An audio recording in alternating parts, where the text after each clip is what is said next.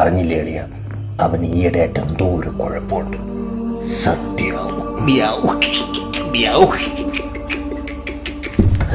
ഡേയ്, ഇതൊന്നും അല്ല, ഇന്നല്ലാത്തൊരു വേറൊരു സംഭവം നടന്ന്. ഡേയ്, നീ ഇതോടെ പോകുമ്പോ ചന്ദ്രനില് എങ്ങനെ പിക്കിയ ഏലിയം വരും. എന്നാ വരുമ്പോ പറയണേ, എല്ലാവർക്കും ചായ ഇട്ട് വെച്ചേക്കാം. ഇത് പിന്നെയും കൊള്ളാം. മിനിങ്ങാൻ രാത്രി ഇതുപോലെ വേറൊരു സംഭവം നടന്ന്.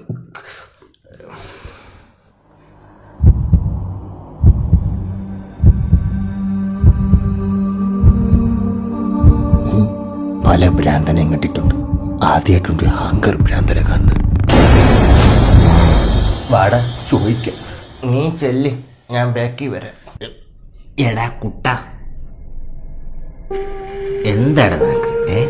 ഞാനും പൂച്ചയെ സംസാരിക്കുന്നു. എടാ, അതിനൊന്നും മനസ്സിലാവൂലിയ.